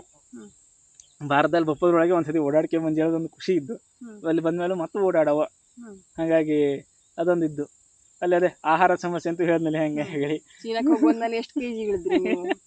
ಚೀನಾಕ್ ಹೋಗುವಪ್ಪ ತಕ ಒಂದು 5-6 kg ಇಳ್ದಿ ಇದ್ದಿ ಅಲ್ಲಿ. ಊಟ ಹಸ್ರಿಗೆ ಅಂತೂ ಇಲ್ಲದೆ 3 ಹೊತ್ತು ಒಂದೊಂದು ರೊಟ್ಟಿ ತಿನ್ಕೊಂಡಿದ್ದು ಅಂತ. ಅಂದ್ರೆ 15 ದಿವಸಕ್ಕೆ ಅದಷ್ಟು ರೊಟ್ಟಿ ಬರೋವಳಿ ಬರೋವಲ್ಲಿ ನಾನು ಒಂದೇ ಹೊತ್ತು 4 ರೊಟ್ಟಿ ತಿಂದ್ರೆ ಕಡೆಗೆ ಮರದಿವ್ಸ ಉಪವಾಸ ಮನೆ ಕೆಮ್ಮದೆ ಆಗ್ತೂ ಇಲ್ಲ. ಹಂಗಾಗಿ ಅಲ್ಲಿ ಹಣ್ಣು ತಗತ್ತಿದ್ದೆ, ಹಣ್ಣು ತಗೊಂಡು ಹಣ್ಣು ತಿಂತಿದ್ದೆ. ಇಲ್ಲಾಂದ್ರೆ ಮತ್ತೆಂತೂ ಬಾಯಡಲ್ಲಿ ಹೇಳೆ ಅಂತೂ ಇರ್ತಿಲ್ಲ ಅಲ್ಲಿ ಹಣ್ಣು, ಈ ಗೇರ್ ಬೀಜ, ಇಲ್ಲ ಬಾದಾಮಿ, ಅವ್ರದ್ದು ನಮ್ಮ ಇದು ಬತ್ತಿಲ್ಲ ಪಿಸ್ತಾ, ಅದೆಲ್ಲ ಚಲೋ ಬರ್ತಿತ್ತು ಅಲ್ಲಿ, ಹನಿ ಕಮ್ಮಿ ಎಲ್ಲ ಸಿಕ್ತಿತ್ತು. ಅದನ್ನ ತಗೊಂಡು ತಿಂತಿದ್ದೆ, ಅದು ಸೋವೆಲ್ ಆಗ್ತಿತ್ತು. ಸೇಬಣ್ಣು ಹನಿ ಸೋವೆಲ್ ಸಿಕ್ತಿತ್ತು. ಸೇಬಣ್ಣು 110 ರೂಪಾಯಿಗೆಲ್ಲ ನಿಂಗೆ ಒಂದು 3/4 kg ಎಲ್ಲ ಬತ್ತಿತ್ತು. 3/4 kg 120 ರೂಪಾಯಿಗೆಲ್ಲ ಚಲೋ ಶೀಟಿ ದೊಡ್ಡ ದೊಡ್ಡ ಸೇಬಣ್ಣು ಒಂದು 8-10 ಸೇಬಣ್ಣು ಬತ್ತಿತ್ತು. ಅವಾಗ ನನಗೆ ದಿವಸಕ್ಕೊಂದು 3 ಸೇಬಣ್ಣು ತಿನ್ಲಕ್ಕು ಹಿಂಗೆ, ಅಥವಾ ನನಗೆ ಎಷ್ಟೇ ಬೇಕು ಅಷ್ಟೇ ತಗೊಂಡು. ದ್ರಾಕ್ಷಿ ಹಣ್ಣು ಬತ್ತಿತ್ತು, ಇಷ್ಟು ದೊಡ್ಡ ದೊಡ್ಡ ಸೈಜಿನ ದ್ರಾಕ್ಷಿ ಹಣ್ಣು, ಅದು ಹಣ್ಣು ಹಂಪಲಲ್ಲಿ ಅಲ್ಲಿ ದಿನ ಕಳೆದ್ದಿ. ಹಾಗಾಗಿ ಒಂಥರ ಫಲಹಾರಿ ಆಗಿದ್ದು ಹೇಳೋದಿಲ್ಲ. ಅಲ್ಲೇ ಹೋದಷ್ಟು ದಿವಸ ಸುಮಾರು 2 ಹೊತ್ತು ಹಣ್ಣು ಅಳೋದು ಅಲ್ಲಿ ಅವು ಬಾಕಿ ಎಲ್ಲ ತಿಂದ್ರು ಹಣ್ಣು ತಿಂದೇ ತಿಂತ. ಹಾಗಾಗಿ ಅಲ್ಲಿ ಬಾಳೆಹಣ್ಣಿಗೆ, ದ್ರಾಕ್ಷಿ ಹಣ್ಣಿಗೆ, ಸೇಬು ಹಣ್ಣಿಗೆ ಯಾವತ್ತಿಗೂ ಬೇಡಿಕೆ ಇದ್ದು ಅಲ್ಲಿ ಸಿಕ್ಕಾಪಟ್ಟೆ ಹಣ್ಣು ತಿಂತ ಜನ. ಹಾಗೆ ಭಾರತ ಕಂಡ್ರೆ ಗೌರವವೂ ಇದು ಅಲ್ಲಿ ಲೋಕ ಜನಕ್ಕೆ ರಾಶಿ ರೆಸ್ಪೆಕ್ಟ್ ಕೊಡ್ತಾರೆ. ಭಾರತ ಅಂದರೆ ಒಂದು ಸಾಂಸ್ಕೃತಿಕವಾಗಿ ಅಷ್ಟೊಂದು ಉತ್ತುಂಗದಲ್ಲಿದ್ದಂಥ ದೇಶ, ಅದೊಂದು ಅವಕ್ಕೆ ಅವ್ರ ಶಿಕ್ಷಣದಲ್ಲಿ ಅದೊಂದು ಇಂಪ್ರೂವ್ ಮಾಡಿಕೊಟ್ಟಿದ್ದಾವೆ. ಹಾಗಾಗಿ ನಮ್ಮ ಹಿಸ್ಟ್ರಿಯನ್ನು ಸಿಕ್ಕಾಪಟ್ಟೆ ಗೌರವ ಮಾಡ್ತಾರೆ. ನಮ್ಮ ಇತಿಹಾಸವನ್ನು ರಾಶಿ ಗೌರವ ಕೊಟ್ಟು ಮಾತಾಡಿಸ್ತಾವು. ಅದೊಂದು ಅವರಲ್ಲಿದ್ದು ಅದೊಂದು ಖುಷಿ ಆಯ್ತು ನಂಗೆ ಅಲ್ಲಿ ಹೋಗಿ. ನಮ್ಮಂದರೆ ನಮ್ಮ ಎಷ್ಟೋ ದೇಶಗಳಿಗೆ ಹೋದರೆ ಭಾರತದವ್ರನ್ನ ಸ್ವಲ್ಪ ಇವು ಒಂದೊಂಥರ ಹಿಂಗೆ ಬಡ ದೇಶದ ಜನ ಬಂದವ್ರು ಹಂಗೆ ಹೇಳಿ ಒಂಥರ ಹಂಗೆ ಮಾಡ್ತಾರೆ. ಆದರೆ ಚೈನಾದಲ್ಲಿ ಅದನ್ನು ಮಾಡಿದ್ವಿಲ್ಲ ಎಲ್ಲೂ ಒಂದು ಉತ್ತಮವಾಗಿ. ಅಂದರೆ ಅಲ್ಲಿ ಗೌರ್ಮೆಂಟ್ ಯಾವುದೇ ಥರ ಇದ್ದಿಕ್ಕು ಅಥವಾ ನಮಗೆ ಅವಕ್ಕೆ ವೈಷಮ್ಯ ಇದ್ದಿಕ್ಕು, ಆದರೆ ಲೋಕಲ್ ಜನ ನಮಗೆ ಅಷ್ಟೊಂದು ರೆಸ್ಪೆಕ್ಟ್ ಕೊಟ್ಟಿದ್ದ ಅಲ್ಲಿ. ಅದೊಂದು ನನಗೆ ಅನುಭವ ಆಯ್ತು ಅಲ್ಲಿ. ಹಾಗಾಗಿ ಅವ್ರದ್ದು ಸರ್ಕಾರ ನಮ್ಮ ವಿರುದ್ಧ ಇದ್ದು, ನಮ್ಮದು ಜಗಳ ಇದ್ದು ಇಲ್ಲ ಹೇಳ್ತೀನಿಲ್ಲ. ನಮ್ಮ ಯಾವತ್ತಿಗೂ ನಾವು ಭಾರತೀಯರಿಗೆ ಅದೊಂದು ಚೈನಾ ಹೇಳೋದೊಂದು ಆ ಥರ ಒಂದು ಥ್ರೆಟ್ ಇದ್ದೇ ಇದ್ದು. ಆದರೆ ಈ ವಿಷಯದಲ್ಲಿ ಅವು ಅರ್ಥ ಮಾಡ್ಕೊಳ್ತಲ್ಲ ಹಿಂಗೆ ಅವು ಇದು ವಿಷಯ ಅಂದರೆ ನಂಗೆ ಅಲ್ಲಿ ಹೋಗೋರ ಹತ್ರ ಒಂದು 2-3 ಸಲ ಮಾತಾಡಿದೆ. ಅವು ಅಂದರೆ ಗೌರವ ಇದ್ದು, ಆದರೆ ಅವಕ್ಕೂ ಹಂಗೆ ದೇಶ ಪ್ರೇಮ. ನಂಗೆ ದೇಶ ನಂಗಕ್ಕೆ ಹಂಗಪ್ಪ, ಹೆಂಗೆ ನಮಗೆ ನಮ್ಮ ದೇಶ ಹೆಂಗೆ ಅವಕ್ಕೆ ಅವ್ರ ದೇಶ ಹಾಗೆ, ಅದನ್ನು ನಾವು ಬಿಟ್ಕೊಡ್ತೀವಿ, ಅದನ್ನು ಬಿಟ್ಕೊಡ್ತೀವಿಲ್ಲ, ನಾವು ನಮ್ದನ್ನ ನಾವು ಬಿಟ್ಕೊಟ್ಟಾಗ್ತಿಲ್ಲ ಇಲ್ಲಿ. ಹಂಗೊಂದು ಇದಾಯ್ತು. ಅವ್ರು ಹೇಳ್ತಿದ್ದಾಗ ನಮ್ಮ ಕೆಣಕಲ್ ಒಂದು ಮಾಡ್ತಾ ಇರ್ತಾರೆ, ಅದು ಅವ್ರ ತಪ್ಪೇ ನಮಗೆ. ಆದರೆ ನಾವು ಅದನ್ನೆಲ್ಲ ಬದಿಗಿಟ್ಟು ಅವ್ರ ದೇಶ ಎಷ್ಟು ಮುಂದೋತು ನಮ್ಮ ಜೊತೆನೇ ಅವು ಒಂದು ಸ್ವಾತಂತ್ರ್ಯ ಹೇಳೋಕ್ಕಿಂತ ಅವ್ರದ್ದು ಒಂದು ರೆವಲ್ಯೂಷನ್ ಶುರುವಾಯ್ತು. ಅವು ಇವತ್ತು ಎಲ್ಲಿ ಸ್ಟ್ಯಾಂಡ್ ಆಗ್ತಾ ನಾವಿಲ್ಲ ಆಗ್ತಾ ಹೇಳೋದನ್ನು ಒಂದು ಅನುಭವ ನಮಗೆ ಆಗ್ತು ಇಲ್ಲಿ. ಅದೊಂದು ವ್ಯತ್ಯಾಸವನ್ನು ನಾವು ಗಮನಿಸ್ಲಿಕ್ಕು ಅದರಲ್ಲಿ. ನೀನು ಈಗ ಹೊಸದಾಗಿ ಹೋಗೋಕೆ, ಪ್ರವಾಸಕ್ಕೆ ಹೋಗೋಕೆ ಯಾವ ರೀತಿ ಸಲಹೆ ಕೊಡ್ತೆ? ಹ್ಯಾಂಗೆ ಹೋಗೋವು, ಹ್ಯಾಂಗೆ ಪ್ಲ್ಯಾನ್ ಮಾಡೋವು ಹೇಳೋದನ್ನು ಯಾವ ರೀತಿ ಹೇಳುತ್ತೆ? ಹೊಸದಾಗಿ ಅಂದ ತಕ್ಷಣ ಈಗ ಜನಕ್ಕೆ ಅಂತ ಇರ್ತು ಒಂದು ಭಯ ಇರ್ತು. ಈಗ ನನಗೆ ಭಾಷೆ ಬರ್ತಿಲ್ಲನ, ಅಥವಾ ಅಲ್ಲಿ ಜನ ಹೆಂಗಿರ್ತವನ, ನಂಗೆ ಯಾರು ಮೋಸ ಮಾಡ್ಬಿಡ್ತೀವನ, ಎಂಥಾರು ಆಗೋದ್ರೆ ಹೆಂಗೆ, ಅದೊಂದು ಭಯ ಇರ್ತು. ಅಂಥವಕ್ಕೆ ಎಂತ ಹೇಳ್ತೀವಿ ಅಂದರೆ, ಲೈಕ್ ನೀವು ಒಬ್ಬರೇ ಹೋಗ್ತಾ ಇದ್ರ, 4 ಜನ ಕೂಡ ಹೋಗ್ತಾ ಇದ್ವಾ ಹೇಳೋದ್ರ ಮೇಲೆ ಇದರಲ್ಲಿ ಬಜೆಟ್ ಆಗಿಯೂ ನೀವು ಮಾಡ್ಲಕ್ಕು. ಯಾಕಂದರೆ ಒಬ್ಬನೇ ಹೋಗ್ಬೇಕಾರೆ ಕಾರ್ ತಗೊಂಡು ಹೋಗ್ತೀವಿ, ಅದಾದ್ರು ಅವ್ರವ್ರ ಬಜೆಟಿನ ಮೇಲೆ ಹೋಗ್ತೀವಿ. ಅಲ್ಲಿ ಹೋಗ್ಕೊಂಡು ಎಲ್ಲ ಬದಿಗೂ ನಾನು ಕಾರು ರಿಕ್ಷಾನ ಮಾಡ್ಕೊಂಡು ಓಡಾಡ್ತೀವಿ ಹೇಳೋದು ಅದು ಬೇರೆ. ಅದು ಅನುಕೂಲಕ್ಕೆ ತಕ್ಕಂಗೂ ಮಾಡ್ಕೊಳ್ಳಕ್ಕು. ಅದಕ್ಕೆ ಅದೊಂದು. ಎರಡನೇದು ಎಂತದಂದರೆ ಹೋಗಲೇಬೇಕು ಉಮೇದಿದ್ದವು. ಇದು ಯಾವುದಕ್ಕೂ ಹೆದರ್ಕೊಂಬ ಅವಶ್ಯಕತೆ ಇಲ್ಲ. ನಾನು ತಮಿಳ್ನಾಡಲ್ಲಿ ಓಡಾಡೋಕೆ ನನಗೂ ಭಾಷೆ ಬರ್ತಿತ್ತಿಲ್ಲ, ಆಂಧ್ರದಲ್ಲಿ ಓಡಾಡೋಕೆ ಬರ್ತಿತ್ತಿಲ್ಲ, ಉತ್ತರ ಭಾರತದಲ್ಲಿ ಹೋದಾಗ ಸ್ವಲ್ಪ ಆತ ಜಾತ ಹೇಳಿ ಸ್ವಲ್ಪ ಹಿಂದಿ ಬರ್ತಿತ್ತು. ಅವು ನಂಬರ್ ಹೇಳ್ಬಿಟ್ಟು ಅಂದರೆ ಭಾಯಿ ತೆರ ಅಡಸಟ್ಟು ಹೋಗ್ಯ, ನನಗೆ ಇದು ಅಂತ ಹೇಳೋದೇ ಗೊತ್ತಾಗ್ತಿತ್ತಿಲ್ಲ. ಹಾಗಾದರೂ ಏನೋ ಒಂದು ಶುರುನಲ್ಲಿ ಪ್ರಕಾರ ಭಯ ಇರ್ತು. ಆದರೆ ನಿಮ್ಗೆ ಗೊತ್ತಿಲ್ಲ ಅಂದಾಗ ಎಷ್ಟೋ ಜನ ನಿಂಗೆ ಹೆಲ್ಪ್ ಮಾಡಲು ರಾಶಿ ಮುಂದೆ ಬರ್ತಾ, ಭಾರತದಲ್ಲಿರಲಿ ಎಲ್ಲೇ ಇರಲಿ. ಆದರೆ ಈ ಭಯವನ್ನು ಒಂದು ಇಟ್ಕೊಂಡು ಹೋದರೆ ಅದು ಯಾವಾಗಲೂ ನಮ್ಗೆ ಕಾಡ್ತಾ ಇರ್ತು. ನಂಗೆ ಫಸ್ಟಿಗೆ ಹೋಗ್ಬೇಕಾದ್ರೆ ಎಲ್ಲರೂ ಆಯ್ತು, ನಾ ಎಲ್ಲರೂ ಮನಕ್ತಿ ಎಲ್ಲರೂ ಬತ್ತೇಳಿ ಒಂದು ಧೈರ್ಯದಲ್ಲಿ ಹೋಗ್ತಿದ್ದೆ ಅಷ್ಟೇ. ನಾನು ವರ್ಕ್ ಫ್ರಮ್ ಹೋಮ್ ಮಾಡ್ಕೊಂಡು ಓಡಾಡ್ದವ, ಹಿಂಗೆ ರಜೆ ಎಲ್ಲ ಹಾಕ್ಕೊಂಡು ಓಡಾಡ್ದವಲ್ಲ. ಹಂಗೆ ನನ್ನ ಕೈಯಲ್ಲಿ ಲ್ಯಾಪ್ಟಾಪು ಇರ್ತಿತ್ತು. ಈ ಲ್ಯಾಪ್ಟಾಪ್ ಎಲ್ಲರೂ ಹೋಗ್ಬಿಟ್ರೆ ಅದೊಂದು ಚಿಂತೆ ಇರ್ತಿತ್ತು. ಅದನ್ನೆಲ್ಲವನ್ನೂ ನಾನು ಮೀರಿ ನಾನು ಹೋಗಿ ಬಂದೆ. ಹಾಗಾಗಿ ಭಯ ಪಡೋ ಅವಶ್ಯಕತೆ ಇಲ್ಲ. ಈಗ ವರ್ಕ್ ಫ್ರಮ್ ಹೋಮ್ ಮಾಡ್ಕೊಂಡು ಹೋಗ್ತೇವೆ ಅಂದರೆ ಭಾರತದಲ್ಲಿ ಎಲ್ಲ ಬದಿಗೂ ಇಂಟರ್ನೆಟ್ ವ್ಯವಸ್ಥೆ ಅತ್ಯುತ್ತಮವಾಗಿದ್ದು. ಹಾಗಾಗಿ ಎಲ್ಲಿ ಹೋಗು ಕೆಲಸನೂ ಮಾಡ್ಕೊತ ಓಡಾಡ್ಲಕ್ಕು ನಿಂಗೆ ಅವಕಾಶ ಇದ್ದೊಳಾದರೆ. ಎರಡನೇದಾಗಿ ಭಾಷೆ ಕಂಪ್ನಿನೂ ನಿಂಗೆ ಚಲೋ ಸಹಾಯ ಮಾಡ್ತಾರೆ. ಹೋಗಪ್ಪಿಲ್ಲ ಅಂದರೆ ನಂಗೆ ಯಾರು ನನ್ನ ಕಂಪ್ನಿಯಲ್ಲಿ ನಂಗೆ ಯಾರು ತೊಂದರೆ ಕೊಟ್ಟಿದ್ದಿಲ್ಲ. ಅದಕ್ಕೆ ನೀನು ಇಲ್ಲೇ ಕುಂತ್ಕೊಂಡು ಮಾಡು ಹಾಗೆಲ್ಲ ಕೆಲಸ ಮಾಡು ಅಷ್ಟೇ ಹಿಂಗೆ. ಹಾಗಾಗಿ ಅದೊಂದು ಸಮಸ್ಯೆ ಇದ್ದಿಲ್ಲ. ಇನ್ನು ಭಾಷೆದ ವಿಷಯ ಬಂದರೆ, ಈಗ ನಾವು ದಕ್ಷಿಣ ಭಾರತದಲ್ಲಿ ಎಲ್ಲೋದ್ರು ಸ್ವಲ್ಪ ಅರ್ಥ ಆಗ್ತದೆ. ಈಗ ಉತ್ತರ ಭಾರತದವು ಏನು ಬರ್ತವಲ್ಲಿ ಅವಕ್ಕೆ ಭಾಷೆಯೂ ಅರ್ಥ ಆಗ್ತಿಲ್ಲ ಇಲ್ಲಿದು. ಅವಾಗ ಸಮಸ್ಯೆ ಆಗ್ತವೆ. ಓಕೆ, ಆದರೂ ಅವು ಓಡಾಡೋವಿದೆ ಸಿಕ್ಕಾಪಟ್ಟೆ ಜನ. ಹೆಂಗೆ ಈಗ ನನಗೆ ತಮಿಳ್ನಾಡಿಗೆ ಒಂದ್ಸಲ ಹೋದಾಗ ಹಾಗೆ ನಂಗೆ ಭಾಷೆ ಬರ್ತಿಲ್ಲ. ಅದು 5 ರೂಪಾಯಿ 10 ರೂಪಾಯಿ ಹಿಂಗೆ ಹೇಳ್ಕೋದು ಕಡೆಗೆ ಅದೆಂತ ಮಾಡ್ತಾರೆ ಕ್ಯಾಲ್ಕುಲೇಟರ್ ಎಷ್ಟು ದುಡ್ಡು ಆಯ್ತು ಹೇಳಿ ಬರಕ್ಕೆ ತೋರಿಸ್ತಿತ್ತು. ಹಿಂಗೆ ಜನ ಅಲ್ಲಿ ಅವು ವ್ಯಾಪಾರಕ್ಕೆ ಕುಂತವು ಆಗಿರ್ತಾವೆ ಅಥವಾ ಎಷ್ಟೋ ಜನ ಇರ್ತಾರೆ ಸಹಾಯ ಮಾಡ್ತಾವೆ. ಒಡಿಶಾದಲ್ಲಿ ಹೋದಾಗ ಓಕೆ ನಂಗೆ ಒಡಿಶಾದವ್ರ ಭಾಷೆ ಗೊತ್ತಿಲ್ಲ, ಅವಕ್ಕೆ ಹಿಂದಿ ಇಂಗ್ಲೀಷು ಅಷ್ಟೇ ಕಷ್ಟಯ್ಯ. ಈಗ ಹಿಂದಿ ಇಂಗ್ಲೀಷು ಮಾತಾಡ್ಬಿಡ್ತಾನೆ ಹೇಳಿ ಕಲ್ಪನೆಯೂ ಅಲ್ಲ ಅಲ್ಲೆಲ್ಲ ಹೋದಾಗ ಅವಕ್ಕೆ ಆ ಭಾಷೆ ಹೋಗಿ ಬರ್ತಿರ್ತಿಲ್ಲ, ఎందుకంటే ಅವ್ರ ಭಾಷೆ ಒಡಿಯಾ ಆಗಿತ್ತು. ಅಥವಾ ಪಶ್ಚಿಮ ಬಂಗಾಳಕ್ಕೆ ಹೋದಾಗ ಅವಕ್ಕೆ ಎಷ್ಟೋ ಜನಕ್ಕೆ ಹಿಂದಿನೂ ಬರ್ತಿಲ್ಲ ಇಂಗ್ಲೀಷು ಬರ್ತಿರ್ತಿಲ್ಲ, ಹಿಂಗೆ ಕನ್ನಡ ಅಂತೂ ಬರ್ತಾ ಇಲ್ಲ ಅವಕ್ಕಲ್ಲಿ. ಅವಾಗಲೂ ಅವು ಅರ್ಥ ಮಾಡ್ಕೊಂಡು ಸಹಾಯ ಮಾಡ್ತೇವೆ. ಭಾರತದಲ್ಲಿ ಎಲ್ಲೇ ಹೋದ್ರು ಉಪವಾಸ ಅಂತೂ ಇರ್ತಾ ಸಾಧ್ಯವಿಲ್ಲ, ಯಾಕಂದ್ರೆ ಜನ ನಿಂಗೆ ಹಸುವಾಜುಳೋದನ್ನ ನಿನ್ನ ಮುಖ ನೋಡೇ ಜನ ಹೇಳ್ತಾ, ಹಂಗೆಲ್ಲೂ ಆಗ್ತಿಲ್ಲ. ಅದೊಂದು ಸಮಸ್ಯೆ ಇಟ್ಕೊಂಬಂದ್ರೆ ಬೇಡ. ಹಾಗಾಗಿ ಓಡಾಡೋವಳು ಉಮೇದಿದ್ರೆ ಧೈರ್ಯ ಮಾಡಿ ಹೋಪಲಟ್ಟಿಲ್ಲ, ಯಾರೂ ನಮ್ಮನ್ನು ಲೂಟಿ ಮಾಡಲು ಹೇಳಿ ಕುಂತಾವಲ್ಲ, ಹಂಗೇಳಿ ಅಂಥವು ಇರ್ತೀವಿಲ್ಲ ಹೇಳ್ತೀನಿಲ್ಲ. ಅಂಥದ್ದು ಒಂದೆರಡು ಸಣ್ಣ ಪುಟ್ಟ ಅನುಭವ ಆಜು ಅಂದರೆ ಸ್ವಲ್ಪ ಪ್ರಯಾಣಿಕರು ಬಂಜ ಹೊರಗಿನವು ಬಂಜ ಅಂದ್ಕೊಂಡು ಒಂದು ಸ್ವಲ್ಪ ಆ ಮನೋಭಾವದವು ಸಿಗ್ತಾ. ಅವು 10ಕ್ಕೆ 1-2 ಇರ್ತಾ, ಆದರೆ 100ಕ್ಕೆ 80-90 ಜನ ಬಂಜ ಅಂದರೆ ನಮ್ಮ ಜಾಗದ ಬಗ್ಗೆ ಒಳ್ಳೆಯ ಅನುಭವ ಆಗೋಕೆ ಅದನ್ನು ತಿಳಿಸ್ಕೊಳಗುತ್ತೆ. ಹಾಗಾಗಿ ಭಯ ಪಡೋದು ಬೇಡ. ಇನ್ನು ಓಡಾಡೋದಾದರೆ ರೈಲ್ವೇಸ್ ಅವ್ರದ್ದು ಸಿಕ್ಕಾಪಟ್ಟೆ ಒಳ್ಳೊಳ್ಳೆ ರೈಲ್ ಕನೆಕ್ಟಿವಿಟಿ ಇದ್ದು. ಈಗ ಎ ಸಿದಲ್ಲೂ ಒಳ್ಳೆಯ ಒಂದು ರೇಂಜಲ್ಲಿ ಎ ಸಿರಲ್ಲೇ ಹೋಗ್ಲಿಕ್ಕು ಆರಾಮಾಗಿ. ಹಾಗೆ ತೀರ್ಥಯಾತ್ರೆ ಮಾಡಲು ರೈಲ್ವೇಸ್ದವ್ರದ್ದೇ ಒಂದೊಂದು ತೀರ್ಥಯಾತ್ರೆ ಇದನ್ನೇ ಬಿಡ್ತಾ, ಪ್ಯಾಕೇಜೇ ಬಿಡ್ತವೆ, ಕರ್ಕೊಂಡ್ಬೋದು. ಅದು ಬೇರೆ. ಒಬ್ಬನೇ ಹೋಗ್ತೀನಿ ನಾನೇ ಮಾಡ್ತೀನಿ ಅಂದರು ಅದು ಬೇರೆ. ಈಗ ನೀನು ಬೇರೆ ಪ್ಯಾಕೇಜಲ್ಲಿ ಹೋಗ್ತಿರೋದು ಬೇರೆ, ಒಬ್ಬನೇ ನಾನೇ ಹೋಗ್ತಿರೋದು ಬೇರೆ, ನೀನೇ ಹುಡ್ಕೊಂಡು ಹೋಗ್ಬೇಕು. ಎಲ್ಲ ನಮ್ಮನೆ ಆಪ್ಷನ್ಗಳು ಇದ್ದು ಈಗ. ಹಾಗಾಗಿ ಪ್ರಯಾಣ ಮಾಡಲ್ಲೇ ಹೆದರಿಕೆ ಎಂಬ ಅವಶ್ಯಕತೆ ಇಲ್ಲ. ಪ್ರಯಾಣವನ್ನು ನೀವು ಯಾವತ್ತಿಗೂ ಶುರು ಮಾಡ್ಬೇಕು, ಅದೊಂದು ಹೌದು. ಇದನ್ನ ಪ್ರೊಫೆಷನ್ ಆಗಿ ತಗೊಂಡ್ರೆ ವರ್ಕೌಟ್ ಆಗ್ತಾ? ಹಾಂ, ಇವತ್ತು ಅದನ್ನೇ ವೃತ್ತಿಯಾಗಿ ಮಾಡ್ಕೊಂಡು ಸಿಕ್ಕಾಪಟ್ಟೆ ಜನ ಇದ್ದ. ದೇಶ ವಿದೇಶಗಳನ್ನ ಅಡ್ಡಾಡೋ ನಾವು ತುಂಬ ಜನ ನೋಡಿದ್ದೆ. ಅವು ಇವುಗಳೆಲ್ಲ ಎಷ್ಟೋ ಜನ ದೇಶ ವಿದೇಶ ಇದರಲ್ಲೇ ಒಂದು ಇದನ್ನು ಜನಕ್ಕೆ ತಿಳಿಸಿಕೊಟ್ಟು ಅದಕ್ಕೆ ಅಂದರೆ ಆ ಜಾಗಕ್ಕೆ ಹೋಗಿರೋ ಅಷ್ಟು ಫೇಮಸ್ ಆಗೋ ಅಷ್ಟು ಹಿಟ್ ಆದರೆ ಮಾತ್ರ ಅದು ಪ್ರೊಫೆಷನ್ನು ಹೌದು. ಆವಾಗ ಬ್ರ್ಯಾಂಡ್ ಕೊಲಾಬರೇಷನ್ಗಳು ಅದು ಇದು ಸಾವಿರ ಬತ್ತು, ಅದು ಬೇರೆ. ಅದು ಮಾಡೋ ಮಾಡ್ತಾಯಿದ್ದೆ. ಈಗ ಸಣ್ಣ ಪುಟ್ಟ ವ್ಲಾಗ್ಗಳನ್ನ ಮಾಡ್ತಾಯಿದ್ದೆ. ಒಂದು ಪ್ರೊಫೆಷನ್ನು ಹಾಗೂ ತಗೊಳ್ಳಕ್ಕು ಇಲ್ಲ. ನಂದೆಲ್ಲ ಹೆಂಗೆ, ನಾನು ಹವ್ಯಾಸಕ್ಕಾಗಿ ಓಡಾಡೋಣ. ನನಗೆ ಓಡಾಡೋದೊಂದು ಖುಷಿ. ಬೇರೆ ಬೇರೆ ಜಾಗಕ್ಕೆ ಹೋಗೋದು, ಬೇರೆ ಬೇರೆ ಜನರನ್ನು ಮಾತಾಡ್ಸೋದು, ಅದು ನಂಗೊಂದು ಖುಷಿ. ನಾನು ಯಾವಾಗಲೂ ಅಂದರೆ ಇನ್ನೇನು ಫೇವ್ರೇಟ್ ಜಾಗ ಅಂತದ್ದು ಹೇಳ್ತೀನಿ, ಇಂಥಲ್ಲೇ ಹೋಗ್ತೇನೆ. ಆದರೆ ಅಲ್ಲಿ ಜನ ಏನಿರ್ತವೆ ಅಲ್ಲಿ ಆ ಜಾಗದ ಬಗ್ಗೆ ಒಂದು ಅನುಭವವನ್ನು ಉಂಟು ಮಾಡ್ತಾ ನಮಗೆ. ಈ ಜಾಗಕ್ಕೆ ಇನ್ನೊಂದು ಸಲ ಬರೋವು ಹೇಳೋ ಒಂದು ಭಾವನೆಯನ್ನು ನಮ್ಮಲ್ಲಿ ಮೂಡಿಸ್ತಾ. ಆ ಥರ ಏನು ಭಾವನೆಯನ್ನು ಮೂಡಿಸ್ತೀವಲ್ಲಿ ಅಂಥ ಜಾಗಗಳಿಗೆ ಮತ್ತೆ ಮತ್ತೆ ಹೋದರೂ ನಮಗೊಂದು ಖುಷಿ ಅಂತ ಅಂದ್ಕೊಡ್ತು. ಹಾಗೆ ಅಲ್ಲಿ ಜನ ನಮ್ಮನ್ನು ಯಾವ ರೀತಿಯಾಗಿ ವೆಲ್ಕಮ್ ಮಾಡ್ತಾರೆ ಅಂದರೆ ನಾಳೆ ನಂಬದಿಗೆ ಯಾರೋ ನೋಡೋದು ಬಂದಿರ್ತಾರೆ, ನಾವು ಓಕೆ ಒಳ್ಳೆ ರೀತಿಯೆಲ್ಲ ಮಾಡಿಕೊಟ್ರೆ ಅವಕ್ಕೆ ಖುಷಿ ಆಗ್ತಾರೆ. ಎಂಥ ಒಳ್ಳೆಯ ಜನ ಇಲ್ಲಿ ಬಂದು ಖುಷಿ. ಆ ರೀತಿಯಾಗಿ ನನಗೆ ಅನುಭವ ತುಂಬ ಜಾಗದಲ್ಲಿ ಆಗಿ. ಹಾಗಾಗಿ ಎಲ್ಲೋದ್ರೂ ನಂಗೆ ಆ ಥರ ಸಮಸ್ಯೆ ಆಗಿಲ್ಲ. ಕೆಲವೊಬ್ರಿಗೆ ಅಂತ ಆಗ್ತಂದರೆ ಈಗ ವೃತ್ತಿಯಾಗಿ ತಗೊಂಡೋಗಿರಲಿ ಇದಾಗಲಿ ಹೋದ ತಕ್ಷಣ ಕೆಲವೊಂದು ಸತಿ ಆರೋಗ್ಯದ ಸಮಸ್ಯೆನೂ ಆಗ್ಲಿಕ್ಕೆ.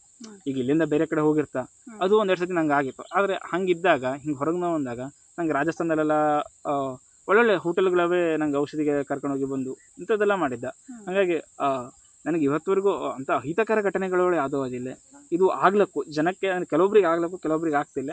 ಆದರೆ ನಾವು ಆರಾಮಾಗಿ ನಾವು ನಮ್ಮ ಉದ್ದೇಶಕ್ಕೆ ಕರೆಕ್ಟಾಗಿದ್ದು ಹೊರದಾಗ ನಮಗೆ ಸಹಾಯ ಮಾಡಲು 4 ಜನ ಬರ್ತಾರೆ ಅಂದ್ಕೊಂಡು ಓಡಾಡೋಣ. ಹಾಗಾಗಿ ನನಗೆಲ್ಲ ಎಲ್ಲಿ ಹೋದರೂ ಚಲೋದಲ್ಲೇ ಹೋಗಿ ಬಂದು ಚಲೋನೇ ಆಜು.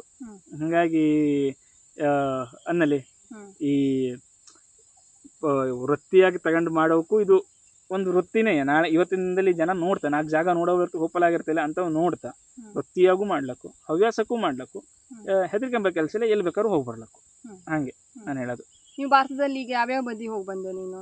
ಭಾರತದಲ್ಲಿ ನಂಗೊಂದು 21-22 ರಾಜ್ಯವನ್ನು ಈಗಾಗಲೇ ಸುತ್ತಿ ಆಗೋದು. ಒಂದು ರಾಜ್ಯದಲ್ಲಿ ಸುಮಾರು ಹೋದ್ರೆ ಹಾಂಗೆ ಸುಮಾರು ಒಂದು 20 ದಿವಸ ಒಂದೊಂದು ಅಂದರೆ ಹೋದ್ರೆ ಒಂದು 10 ದಿವಸ ಹಿಂಗೆ ಒಂದೊಂದು ರಾಜ್ಯಕ್ಕೆ ಹೋದ್ರೆ. ಹಾಗಾಗಿ ಅಲ್ಲಿನ ಸಣ್ಣ ಪುಟ್ಟ ಇರ್ಲಕ್ಕೂ ಆಲ್ಮೋಸ್ಟ್ ಹಿಂಗೆ ಏನೇನು ನೋಡುವಂಥದ್ದು ದೊಡ್ಡದಿರ್ತಲ್ಲಿ ಅದು ಮುಗಿಯೋದಲ್ಲ. ಅದು ಈಗ ಮುಗಿಸೋದು ಆಗ್ತಾ ಇಲ್ಲ, ಇದ್ದೇ ಇರ್ತು ಎಲ್ಲ ಬದಿಗೂ ನಮ್ಮ ಹತ್ರ ಹೋಗಲಾಗ್ತಿಲ್ಲ. ಆದರೆ ದೊಡ್ಡ ನನಗೆ ಹಿಂಗೆ ಇಂಥದ್ದೆಲ್ಲ ನೋಡ್ಕೊಂಬರ್ಲಕ್ಕು ನಂಗೆ ಯಾವ ರೀತಿಯಾಗಿ ನೋಡೋಳು ಇರ್ತಾ ಆ ರೀತಿಯಾಗಿ ಹೋಗಿ ಆ ಜಾಗದಲ್ಲೆಲ್ಲ ನೋಡ್ಕೊಂಬಂದಿರ್ತೀನಿ ನಾನು. ಹಂಗಾಗಿ ನನ್ನ ಟ್ರಿಪ್ನೆಲ್ಲ ಮುಗಿಸ್ಕೊ ಬಂದೆ ನಾನು. ಭಾರತದಲ್ಲಿ ಇಷ್ಟು ಆಜು ಇನ್ನೊಂದು ಸ್ವಲ್ಪ ಜಾಗಗಳಿಗೆ ಓಡಾಡೋ ಭಾರತದಲ್ಲೂ ಎಲ್ಲ ಬದಿಗೂ ಹೋಗುವಂಥದ್ದು ಟೈಮ್ ಇದ್ದು. ನೆಕ್ಸ್ಟ್ ಎಲ್ಲಿ ಹೋಗೋಳು ಪ್ಲ್ಯಾನ್ ಮಾಡಿದ್ದೆ? ಪ್ಲ್ಯಾನ್ ಹೇಳೋದಿರ್ತಿಲ್ಲ ನಂದು. ಎಷ್ಟೋ ಸತಿ ಹೇಳಿದ್ನಲ್ಲಿ ಪ್ಲ್ಯಾನ್ಗಳು ಮಾಡ್ತಿಲ್ಲ. ಎಲ್ಲೂ ಹೋಗೋವಳು ಯಾವ ತಲೆ ಬರ್ತಾ ಕಡೆಗೆ ಅಲ್ಲಿ ಹ್ಯಾಂಗೆ ಹೋಗೋವಳು ಅಷ್ಟೇ ಪ್ಲ್ಯಾನ್ ಮಾಡ್ತೀವಿ ಬಿಟ್ರೆ. ಈಗ ಈಗಂತೂ ಚಾಟ್ GPT ಅದೆಲ್ಲ ಕೇಳಿದ್ರು ಹ್ಯಾಂಗೆ ಹೋಗೋವಳು ಅದೇ ಕೊಡ್ತು, ಅದೇ ಸಜೆಷನ್ ಮಾಡ್ತು. ಅದು ಒಂದು ಯೂಸ್ ಮಾಡ್ಕೊತೀನಿ ನಾನು AI ಇರೋದಕ್ಕೆ. ಹಾಗಾಗಿ ಅದು ಒಂದು ಇರ್ಲಕ್ಕು. ಅಥವಾ ಕೆಲವೊಂದು ಈಗ ಹೋದವು ಇರ್ತಾವೆ ಅವ್ರ ವೀಡಿಯೋ ಎಲ್ಲರೂ ಒಂದೊಂದ್ಸಲ ನೋಡಿರ್ತಿ, ಅವು ಎಲ್ಲೆಲ್ಲಿ ಹೋಜ ಹಿಂಗೆ ಹ್ಯಾಂಗೆ ಹೋಜ ಏನೇನು ವ್ಯವಸ್ಥೆ ಇದ್ವು ಅಲ್ಲಿ ಅದನ್ನು ನೋಡ್ಕೊಂಡಿರ್ತಿ. ಹಾಗಾಗಿ ಈ ರೀತಿಯಾಗಿ ಪ್ಲ್ಯಾನ್ ಮಾಡ್ಕೊಂಡು ಅಂದರೆ ಈ ಇನ್ಸ್ಟೆಂಟಾಗಿ ಎಷ್ಟೋದೆಲ್ಲ ಪ್ಲ್ಯಾನ್ ಇರ್ತದೆ. ಒಂದು ದಿವಸ ಬೆಳಗ್ಗೆ ಎಚ್ಚರಾಗಿ ನಂಗೆ ಇವತ್ತು ಪುರಿ ಜಗನ್ನಾಥಕ್ಕೆ ಹೋಗೋ ಅನ್ಸಿತ್ತು ಮನೇಲಿ ಪಕ್ಕದೆ. ಬ್ಯಾಗ್ ಹಾಕ್ಕೊಂಡು ಹೊಂಟಿ ಹ್ಯಾಂಗೆ ಹೋಗೋವು ಅಂತೂ ಗೊತ್ತಿಲ್ಲ. ಹೋದಿ ಹುಬ್ಳಿಯಿಂದ ಹೈದ್ರಾಬಾದಿಗೆ ಹೋದಿ. ಹೈದರಾಬಾದಿಂದ ವಿಶಾಖಪಟ್ಟಣ, ಅಲ್ಲಿಂದ ಇದಕ್ಕೆ ಹೋಗಿ ಭುವನೇಶ್ವರ ಗೋಪಾಲ ಮತ್ತೊಂದು ಸ್ಟಾಪ್ ಬತ್ತು, ಅಲ್ಲಿ ಇಳ್ಕೊಂಡು ಅಲ್ಲಿಂದ ಪುರಿ ಜಗನ್ನಾಥ 4 ದಿವಸದ ಯಾತ್ರೆ ಮುಗಿಸ್ಕೊ ಬಂದು. ಹಿಂಗೆ ಅದು ಅದು ಅದು ಅನುಕೂಲವಾಗಿ ಬಂತು ನನಗೆ, ಎಲ್ಲದು ಹೋಗಿ ಬಂದು. ಅದು ಫಸ್ಟ್ ಟೈಮು ಕರ್ನಾಟಕ ಅಂದ್ಬಿಟ್ಟು ಹೊರ ಹೋಗಿದ್ದಾಗಿತ್ತು, ಭಾಷೆ ಇದು ಗೊತ್ತಿತ್ತು, ಅಲ್ಲೆಲ್ಲೂ ಎಲ್ಲ ಜನ ಒಳ್ಳೆಯ ಸಿಕ್ಕದ. ಅದು ಈಗ ಸುಮಾರು ತೀರ್ಥಯಾತ್ರೆ ಅಷ್ಟು ಮುಗುತ್ತಾ? ಹಾಂ, ತೀರ್ಥಯಾತ್ರೆ ದೊಡ್ಡ ದೊಡ್ಡ ಮುಗುತ್ತೆ. ಇನ್ನು ಅಮರನಾಥ, ಕೇದಾರನಾಥ ಇಂಥವೆಲ್ಲ ಇದ್ದು ಸತಿ ಟ್ರೆಕ್ಕಿಂಗ್ ಹಾಂ, ಅದೆಲ್ಲ ಹಿಂಗೆ ಗಟ್ಟಿಯಾಗಿ ಹತ್ತಿ ಹೋಗಿ ಬಪ್ಪಂಥದ್ದು ಹೇಳಿ. ಹಂಗೆ ಟ್ರೆಕ್ಕಿಂಗ್ ಅಂತ ಕೆಲವೊಂದು ಹೋಗಿ, ಈಗ ವೈಷ್ಣೋದೇವಿ ಎಲ್ಲ ಹೋಗಿ ಜಮ್ಮು ಕಾಶ್ಮೀರದಲ್ಲಿ, ಅದು ಹೋಗಿ ಒಪ್ಪೋದಕ್ಕ ಒಂದು 30 ಕಿಲೋಮೀಟ್ರ್ ಆಗ್ತು, 28-29 ಕಿಲೋಮೀಟ್ರ್ ಆಗ್ತು ಮೇಲೆ ಹತ್ತು ಕೆಳಗೆ ಇಳಿಯೋದು. ಒಂದು ದಿವಸದಲ್ಲಿ ಇಳಿದು ಮುಗಿಸೋದು ಅಂದರೆ ಕಷ್ಟ. ಅದು ಮೇಲೆ ಹೋದಂಗೆ ಸ್ವಲ್ಪ ಅದು ಶ್ವಾಸ ಕಟ್ಟಿದಂಗೂ ಆಗ್ತು. ಹಂಗಂದ್ರೆ ಎಂಥದಂದ್ರೆ ಅಷ್ಟು ಎತ್ತರದಲ್ಲಿ ಇರೋದಕ್ಕೆ ಓಡಾಡೋಕಾರ ಹೆಂಗೆ ಅನ್ನೋಂಥದ್ದೆಲ್ಲ ಮಾಡಿದ್ವಿ. ಸ್ವಲ್ಪ ಚಾರಣಗಳನ್ನು ಮಾಡಿದ್ವಿ, ಎಲ್ಲ ರೀತಿಯಾದಂಥ ಪ್ರಯಾಣವನ್ನು ಮಾಡಿದ್ವಿ. ಹಾಗಾಗಿ ಎಲ್ಲ ರೀತಿಯಾದಂಥ ವಾಹನಗಳಲ್ಲೂ ಹಿಂಗೆ ರೈಲು, ಬಸ್ಸು, ವಿಮಾನ, ಹಡಗು, ಎಲ್ಲದರಲ್ಲೂ ಹೋದಂಗೆ ಹೋಗಿ. ಹಾಗೆ ಅದು ಎಲ್ಲ ರೀತಿ ಇದು ಕುದುರೆ ಮೇಲೆ ಒತ್ತಿ ಹೋಗಿ. ಹಿಂಗಾಗಿ ಎಲ್ಲವನ್ನೂ ಒಂದ್ಸಲ ನೋಡ್ದಂಗೆ ಆಜು. ಹಿಂಗೆ ಇನ್ನೂ ನೋಡೋದು ಬೇಕಾದಷ್ಟಿದ್ದು, ಇನ್ನೂ ಓಡಾಡೋದು ರಾಶಿ ಇದ್ದು, ಇನ್ನೂ ಟೈಮು ಇದ್ದು. ಹಿಂಗೆ ನಾನು ಹೇಳೋದಂಥದ್ದು, ಯಾಕೆ ಓಡಾಡೋಳಿ ಒಂದು ಏನೊಂದು ಹುಮ್ಮಸ್ಸು ಅಥವಾ ಒಂದು ಆಲೋಚನೆ ಇದ್ದು ಅಂದರೆ ಯಾವುದೇ ಭಯ ಪಟ್ಕೊಂಬ ಅವಶ್ಯಕತೆ ಇಲ್ಲ. ನಾವು ಹೋಗಿ ಬರ್ಲಕ್ಕು ಹೇಳೋದೊಂದು. ನಂಗೆ ಹಿಂಗೆ ಹೋಗೋದಕ್ಕವ ಈಗ ಹೊರಗಡೆಯಿಂದ ಬೇರೆ ಬೇರೆಯವರ ಸಂಸ್ಕೃತಿಗಳಂತ. ಈಗ ನಮ್ಮಲ್ಲಿ ನಾವೊಂದು ವಿಚಾರಧಾರೆಯಲ್ಲಿರ್ತೇವೆ. ಕೆಲವೊಂದು ಬದಿಗೆ ನಮ್ಮ ವಿಚಾರಧಾರೆ ಏನಿದ್ದಲ್ಲಿ ಅದು ಔಟ್ಡೇಟೆಡ್ ಅನ್ಸಿರ್ಲಕ್ಕು, ಅಥವಾ ಬೇರೆ ಬದಿಗೆ ಬೇರೆ ರೀತಿಯಾಗಿರ್ತು. ಈಗ ಏನೋ ಒಂದು ಭಾಷೆಯ ವ್ಯತ್ಯಾಸ ಇರ್ಲಕ್ಕು, ಅಥವಾ ಒಬ್ರನ್ನೊಬ್ರು ಮಾತಾಡ್ಸೋ ರೀತಿ ಇರ್ಲಕ್ಕು. ಈಗ ಉತ್ತರ ಕರ್ನಾಟಕದಲ್ಲಿ ಒಂದು ಸ್ವಲ್ಪ ರಫ್ಕು ಜನ ಬೈಸ್ಕೊಂಡು ಮಾತಾಡ್ತಾವೆ. ಹಂಗೆ ಮಾತಾಡಿದ್ರೆ ಪ್ರೀತಿಯಿಂದ ಮಾತಾಡ್ದಂಗೆ. ನಮ್ಮಂತ ಖರೆ ಹಿಂಗೆಲ್ಲ ಮಾತಾಡಿಸ್ತೀವಿ ಇವು ಕಾಣಿಸ್ತು. ಹಿಂಗೆ ಅದು ಅಲ್ಲಲ್ಲಿ ಸಂಸ್ಕೃತಿ ಹೆಂಗಿದ್ದು ಅದು ನಮ್ಗಂದ್ರೆ ಅವರವರ ಜಾಗದ ವಿಶೇಷಗಳು ಹಿಂಗೆ, ಅಥವಾ ಆಹಾರಗಳು. ನಮ್ಮಲ್ಲಿ ಕೆಲವೊಂದು ಆಹಾರಗಳು ಬೇರೆ ರೀತಿ ಪದ್ಧತಿ ಬೇರೆ ಇರ್ತು, ಅವ್ರದ್ದು ಬೇರೆ ಥರ ಇರ್ತು. ಹಿಂಗೆ ಆ ರೀತಿಯಾಗ ಅನುಭವವನ್ನು ನಾನು ಮಾಡಿಸ್ಕೊಂಬಂದು. ಹಾಗಾಗಿ ನೀವು ಹೋಗ್ಬೇಕಾದ್ರೆ ನಿಮ್ಮ ದೈಹಿಕ ಸಾಮರ್ಥ್ಯವನ್ನು ನೋಡ್ಕೊಂಡು ನಿಮಗೆ ಹ್ಯಾಂಗೆ ಹೋದ್ರೆ ಅನುಕೂಲ ಆಗ್ತೋಳೋದನ್ನು ನೀವು ನೋಡ್ಕೊಳ್ಳವು. ಹೋಪಲ್ಲಿ ಎಲ್ಲ ವ್ಯವಸ್ಥೆಗಳು ಈಗಿದ್ದು. ಮೊದಲು ನನಗೆ ವ್ಯವಸ್ಥೆ ಇಲ್ಲ ಹೇಳೋಂಥ ಸಿಚುವೇಶನ್ ಈಗಿಲ್ಲ. ಎಲ್ಲ ಬದಿಗೂ ಹೋಪಲ್ಲೂ ಒಳ್ಳೊಳ್ಳೆ ವ್ಯವಸ್ಥೆ ಇದ್ದು, ಒಳ್ಳೊಳ್ಳೆ ರೀತಿಯಲ್ಲಿ ನೀವು ಜಾಗವನ್ನು ನೋಡ್ಕೊಂಬರ್ಲಕ್ಕು. ಈಗ ಅಂತೂ ಗೈಡ್ಗಳು ಸಿಗ್ತಾ ಬೇಕು ಅಂದರೆ, ಅಲ್ಲಲ್ಲಿ ನೀವು ಸ್ವಲ್ಪ ಇದು ಮಾಡ್ಕೊಂಡು ಹೋಗ್ತಂದ್ರೆ ಗೈಡು, ಕಾರ್ನವು ಎಲ್ಲರೂ ಸಿಗ್ತಾ. ಕರ್ನಾಟಕದಲ್ಲೂ ಗೈಡ್ ಯೂಸ್ ಮಾಡಿದ್ಯಾ? ಇಲ್ಲ, ನಾನು ಕೆಲವೊಂದು ಜಾಗದ ಬಗ್ಗೆ ನಾನೇ ಓದ್ಕೊಂಡು ಹೋಗೋದಕ್ಕೆ. ಕೆಲವೊಂದು ಎಂತ ಆಗ್ತಂದ್ರೆ ಕೆಲವೊಂದು ಗೈಡ್ಗಳು ಹೇಳ್ತಾ ಇರ್ತಾರೆ, ಗುಂಪಲ್ಲಿ ಹೋಗ್ತಾ ಇರ್ತಾರೆ, ಅಂತಿಗೂ ಕೇಳ್ಬಿಡೋದು. ಹೀಗೆ ಸ್ವಲ್ಪ ಮಾಹಿತಿ ಗೊತ್ತಾಗ್ತದೆ ನಮ್ಗೆ ಕೆಲವೊಂದು ಅಲ್ಲಿ ಸ್ಪೆಸಿಫಿಕ್ ವಿಷಯಗಳು ಹಿಂಗಿದ್ದಾಗ. ಹಾಗಾಗಿ ಯಾವಾಗಲೂ ಹೋಗ್ಬೇಕಾದ್ರೆ ಅಲ್ಲಿ ಜಾಗದ ಬಗ್ಗೆ ತಿಳ್ಕೊಂಡೇ ಹೋಗ್ತೀಯಾ? ಹೌದು, ಅದು ಹೌದು. ಯಾಕಂದ್ರೆ ಇಲ್ಲ ಅಂದ್ರೆ ನೋಡಿ ಎಂತ ಉಪಯೋಗ ಇಲ್ಲ. ನಾ ಎಂತ ನೋಡ್ತಾ ಇದ್ದೇಳಿ ನನಗೆ ಗೊತ್ತಿಲ್ಲ ಹೇಳಾದ್ರೆ ನೋಡಿ ಎಂತ ಪ್ರಯೋಜನ? ಎಂತ ಚಿತ್ರ ನೋಡ್ದಂಗೆ ಅದನ್ನ ನಾನು ಇಲ್ಲೇ ಕುತ್ಕೊಂಡು ನೋಡ್ಲಕ್ಕು. ಆ ಜಾಗದ ಒಂದು ನಾನು ಆ ಫೀಲ್ ಮಾಡವ, ಆ ಜಾಗದಲ್ಲಿ ನಾನು ಈಗ ಎಂತ ಒಂದ್ ವಿಷಯದ ಬಗ್ಗೆ ನಾವು ಓದ್ಕೊಂಡು ಹೋದ್ರೆ ನಮ್ಮದು ಯಾವಾಗೂ ಮರೀತಿಲ್ಲ, ಒಂದು ಮರಿತಿಲ್ಲ. ಮತ್ತು ಆ ಅನುಭವನೇ ಇರ್ತಲ್ಲ, ಅದು ಬೇರೆನೇ. ಈಗ ನಾನೊಂದು ಜಾಗದ ಬಗ್ಗೆ ನೋಡ್ಕೊಂಡು ಹೋಗಿ ಅಂದರೆ ಅದನ್ನ ನಾನು ಆ ಜಾಗವನ್ನು ಆ ರೀತಿಯಾಗಿ ನನಗೆ ಯಾವ ರೀತಿ ಕಲ್ಪನೆ ಮಾಡ್ಕೊಂಡು ಆ ರೀತಿಯಾಗಿ ಅನುಭವಿಸ್ಲಕ್ಕು ಆ ಜಾಗವನ್ನು ಅಂತ, ಅದನ್ನು ನಾನು ಹೇಳೋದು.